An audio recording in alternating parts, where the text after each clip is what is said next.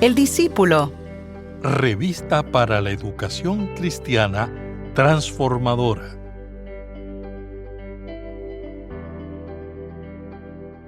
Hay encuentros que no cambian lo que pensamos, sino quiénes somos. Eso le ocurrió a un hombre que salió de Jerusalén con cartas de autoridad para perseguir cristianos y llegó a Damasco convertido en testigo del Cristo que perseguía. Su nombre era Saulo de Tarso. Hoy no vamos a hablar de una simple conversión religiosa. Vamos a hablar de cómo Dios toma el celo mal dirigido de una persona y lo transforma en testimonio fiel. Porque la pregunta que Jesús le hizo a Saulo en el camino, ¿por qué me persigues?, sigue resonando hoy. ¿Qué hacemos con lo que hemos visto y oído de Cristo? Mi nombre es el reverendo Luis Felipe Ramos Román, pastor asistente en Evangelización y Educación Cristiana, y te invito a que juntos participemos de esta experiencia educativa. El discípulo. El discípulo. Una revista para la educación cristiana transformadora. Dios les bendiga, mis queridos hermanos, en este día. Qué bueno una vez más compartir con ustedes la palabra del Señor. Y hoy estaremos trabajando nuestra lección número 25 titulada Saulo de Tarso. Y el texto bíblico a utilizarse está en el libro de Hechos, capítulo 22, versículos 3 al 15. Y el texto áureo se encuentra en el libro de Hechos, capítulo 22, versículos 14 al 15, que leen de la siguiente manera. Él dijo: el Dios de nuestros padres te ha escogido para que conozcas su voluntad. Veas al justo y oigas la voz de su boca, porque serás testigo suyo ante todos los hombres de lo que has visto y oído. Y en el día de hoy tenemos como objetivos lo siguiente. Esperamos que los asistentes puedan apreciar lo siguiente. Pablo, que era un perseguidor de los cristianos en su encuentro con el Cristo resucitado, se convirtió en un ferviente y fiel cristiano. Número 2, el lugar prominente que Pablo tiene en la formulación y propagación del Evangelio entre los gentiles.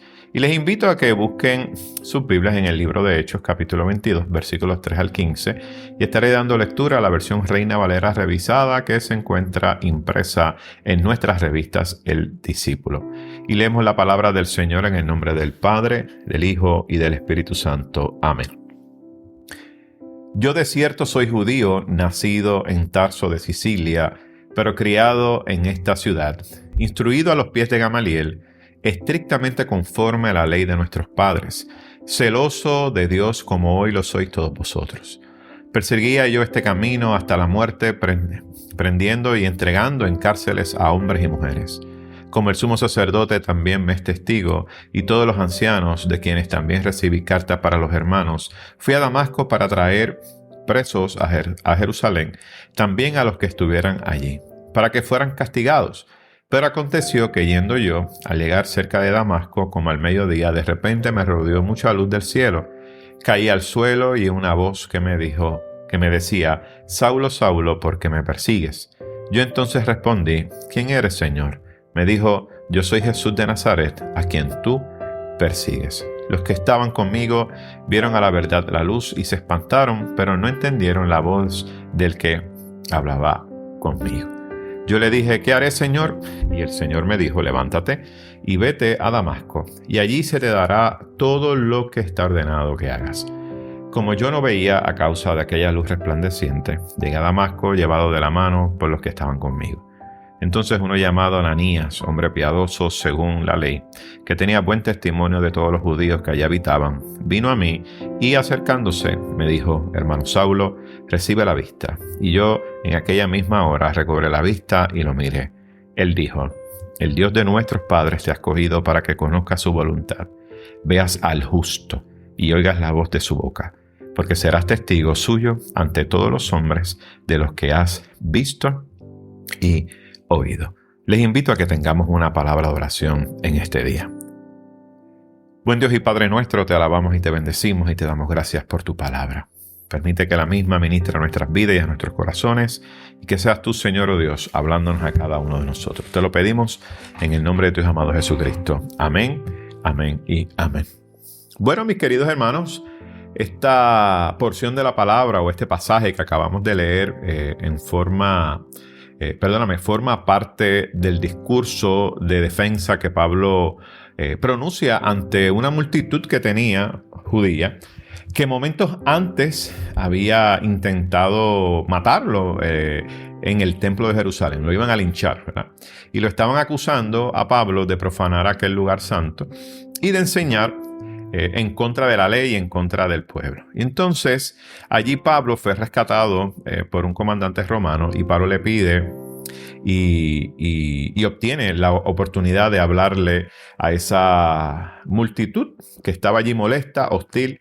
Y lo que sigue es una defensa hermosa, apologética, muy bien construida, donde, fíjense, Pablo no atacó a sus acusadores, no reniega su identidad judía, sino que apela a su propia formación, a su celo anterior, ¿verdad?, contra los cristianos, y hace encuentro que Pablo tuvo de camino a Damasco.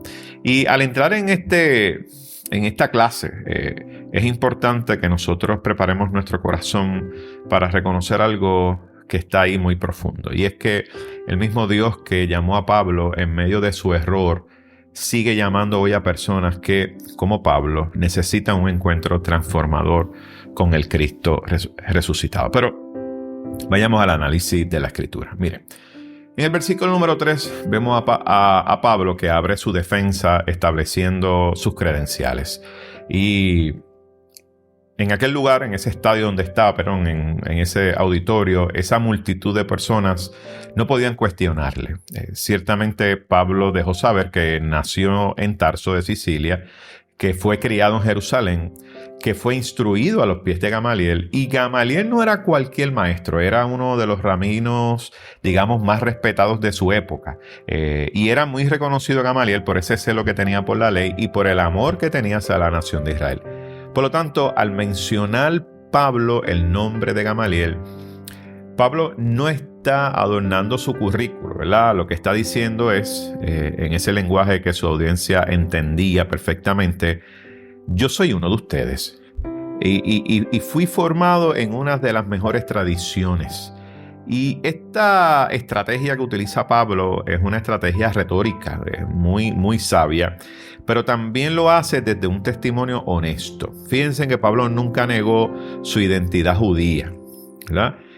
Simplemente la reinterpretó a la luz de Cristo. Y esto es hermoso cuando uno lo ve en este versículo número 3. En los versículos 4 al 15 vemos a Pablo que continúa entonces su defensa con una confesión que sorprende, digamos, por su franqueza.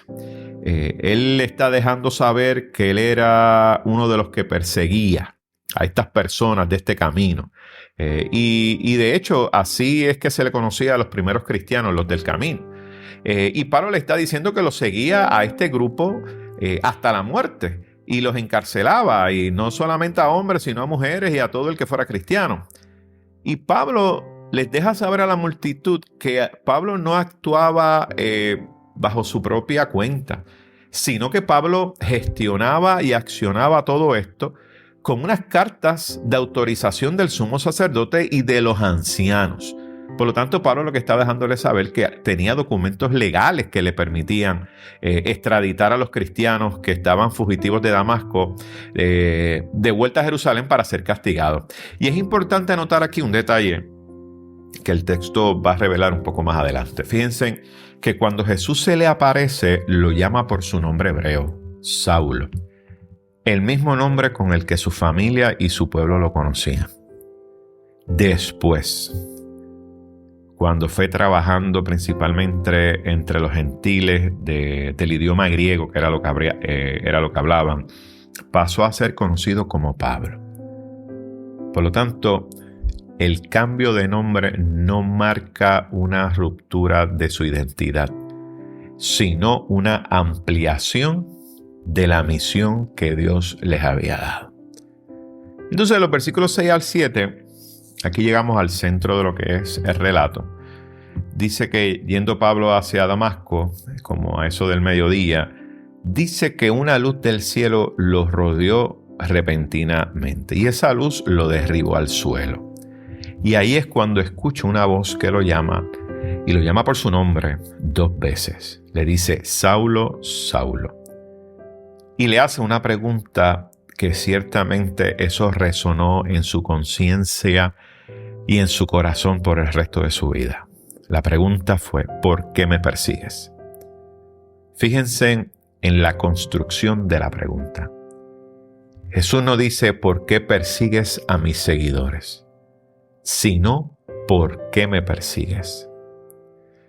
Interesantemente, vemos a Cristo que se identifica plenamente con su iglesia perseguida. Por lo tanto, el dolor de aquellos cristianos que habían sido encarcelados por Saulo era literalmente el mismo dolor de Cristo. Porque no podemos olvidar que Cristo es la cabeza y la iglesia es su cuerpo. Por lo tanto, cada vez que Pablo perseguía y maltrataba y mataba a los cristianos, estaba causándole dolor al mismo Cristo. Entonces, en el versículo número 8, vemos a Saulo, que todavía está en el piso, y hace una pregunta. Y le dice: ¿quién eres, Señor? Y la respuesta que recibe es una respuesta directa y es una respuesta personal. Le dice: yo soy Jesús de Nazaret, a quien tú persigues.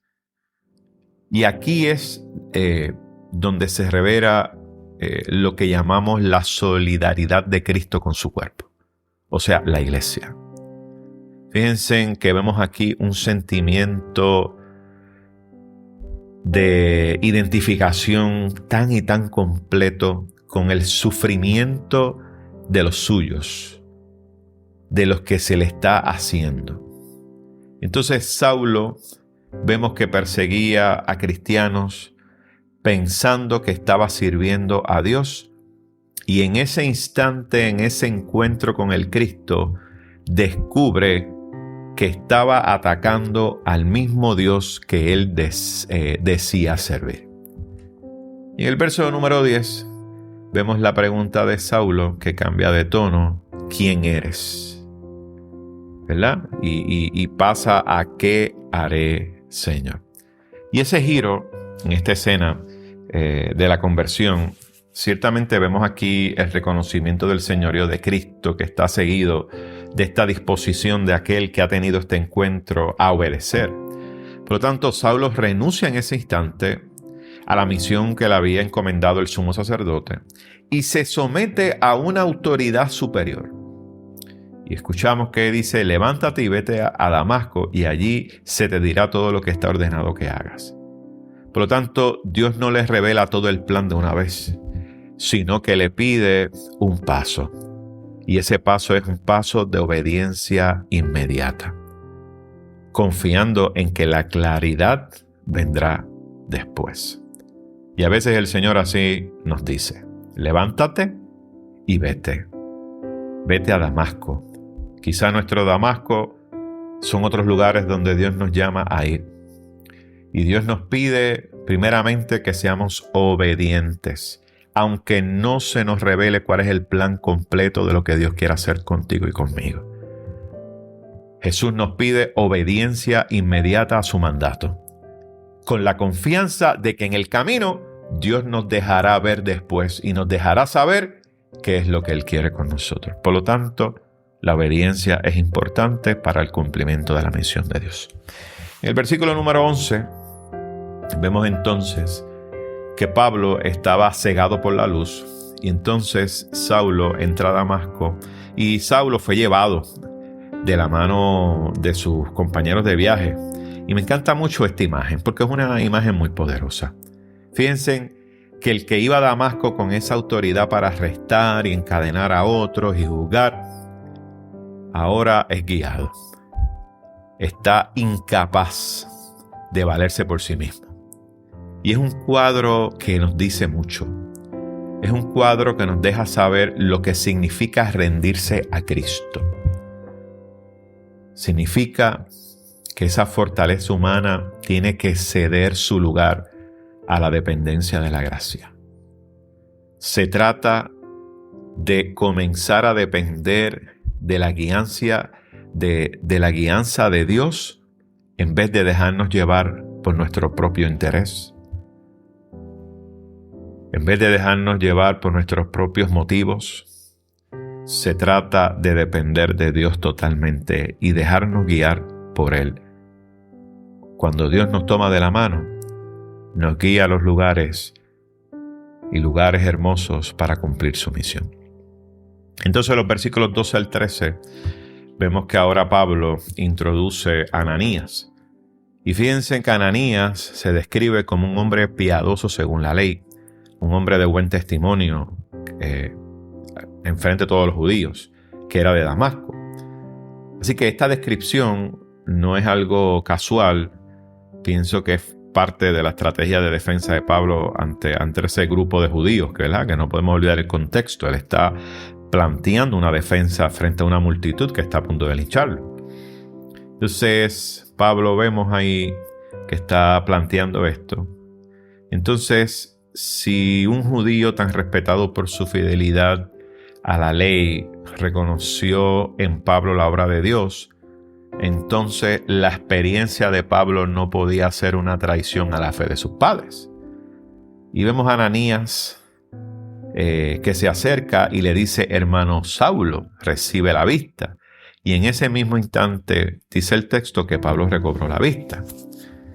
Así que esta sanidad física prácticamente se convierte en una confirmación tangible de que el encuentro en el camino con ese Cristo había sido un encuentro real. Y vemos en los versículos 14 y 15 que entonces Ananías pronuncia unas palabras de comisión que resumen el propósito de todo lo ocurrido. Y vemos a Ananías que dice: el Dios de nuestros padres te ha escogido para que conozcas su voluntad, veas al justo. Fíjense que en el texto el justo está con la letra J en mayúscula, haciendo referencia a Cristo. Y oigas la voz de su boca, porque serás testigo suyo ante todos los hombres de lo que has visto y oído. 4 elementos que se destacan en esta comisión. Primero, que la elección viene del Dios de nuestros padres. En otras palabras, del mismo Dios de Israel.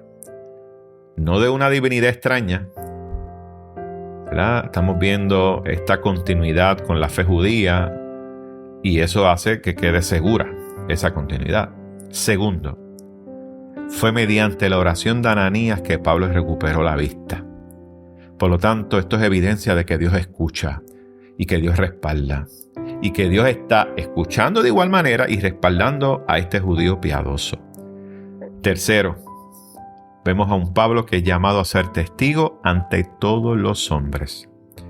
Y esto, ciertamente, esta expresión de ante todos los hombres es una expresión que anticipa lo que es ese ministerio que Pablo tendrá entre los gentiles. Por lo tanto, cuando después llevara gentiles cerca del templo, Pablo no estaría violando ninguna santidad, sino el cumplimiento de la voluntad de Dios, porque él está diciendo que será testigo ante todos los hombres, incluyendo los judíos y los gentiles.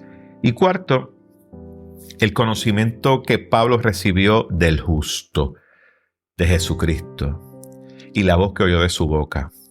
Fíjense en que son las fuentes de autoridad de todo lo que después Pablo estaría enseñando. Por lo tanto, sus doctrinas no eran invención de Pablo, sino un testimonio directo de un encuentro con el Cristo mismo en el camino. Y todo el pasaje, leído en conjunto, nos revela el propósito apologético con el que Pablo lo presenta ante toda esa audiencia hostil que estaba a punto de lincharle. Pablo lo que quería era mostrar que su transformación no lo alejó de la fe de Israel, sino que lo llevó, guiado por el mismo Dios de sus padres, a comprender el cumplimiento de esa fe en Jesucristo. Y el testimonio de Saulo de Tarso, a manera de aplicación, nos habla hoy en 3 direcciones concretas. En primer lugar, nos recuerda que la formación que usted y yo recibimos, ya sea en el hogar, en la iglesia, en la educación cristiana, moldea profundamente nuestros pensamientos, sentimientos y conductas. Fíjense que Pablo apeló a su educación a los pies de Gamaliel como evidencia de su carácter. Y esto nos interpela como familia y como iglesia. Y nos pregunta qué calidad de formación estamos ofreciendo a nuestros niños, a nuestra juventud, en medio de la confusión, en medio de la criminalidad que muchas veces vemos alrededor nuestro, en nuestro entorno. Una iglesia con un programa educativo sólido, fundamentado en Cristo, sigue siendo una de las mejores ofertas de esperanza que nosotros podemos brindar a nuestro pueblo. En segundo lugar, ese encuentro de Pablo con Jesucristo en el camino de Damasco nos enseña sobre lo que es la solidaridad de Cristo con su iglesia. Fíjense que cuando Jesús le pregunta a Saulo ¿por qué me persigues?, no está mostrando que él se identifica plenamente con el sufrimiento de los suyos, ¿verdad? Y nos deja saber eso, que se está identificando con ese sufrimiento de los suyos. Y esa misma solidaridad debe caracterizar hoy nuestra vida como cristianos. Se trata de sentir el dolor de nuestro prójimo como si fuera nuestro. Y eso que nos lleve a actuar con compasión frente a aquellos que están sufriendo a nuestro alrededor. Porque toda nuestra acción y toda acción que alivie el dolor ajeno va a afirmar a Cristo. Pero de igual manera, toda omisión, cuando podíamos ayudar y no lo hicimos, estamos negando a Jesucristo. Y en tercer lugar, este pasaje nos confronta con el fundamento mismo de nuestra fe. La pregunta es, ¿descansa nuestra relación con Dios en el cumplimiento de reglas o en la fe de Jesucristo? Fíjense que Ananías le dijo a Pablo que había sido escogido para conocer al justo y oír su voz. De ese conocimiento nació la enseñanza paulina de que la salvación no viene de la observancia de la ley, sino de la fe en Cristo, quien es el cumplimiento de la ley de los profetas. Por lo tanto, vivir desde esa libertad no significa despreciar la disciplina espiritual, sino entender que nuestra seguridad delante de Dios descansa no en nuestro desempeño, sino en la obra ya cumplida de Cristo. Mis amados hermanos, que este pasaje nos desafíe hoy a examinar en qué estamos fundamentando realmente nuestra fe y a ser como Pablo, testigos fieles de lo que hemos visto y oído de Jesucristo. ¿Qué les parece si tenemos una palabra de oración final? Padre Celestial, gracias por la vida que en Cristo nos has dado. Ayúdanos a crecer en el conocimiento de tu amor y tu verdad. Fortalécenos para enfrentar y superar las tentaciones y amenazas que nos sobrevengan. Permítenos para que, asistidos por tu amor y verdad, demos un fiel testimonio de ti en medio de las crisis y oportunidades que la vida nos presente. Te lo pedimos todo en el nombre de Jesús. Amén, amén y amén.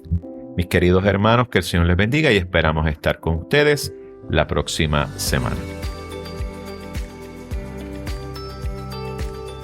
Gracias por escuchar El Discípulo. Revista para la Educación Cristiana Transformadora.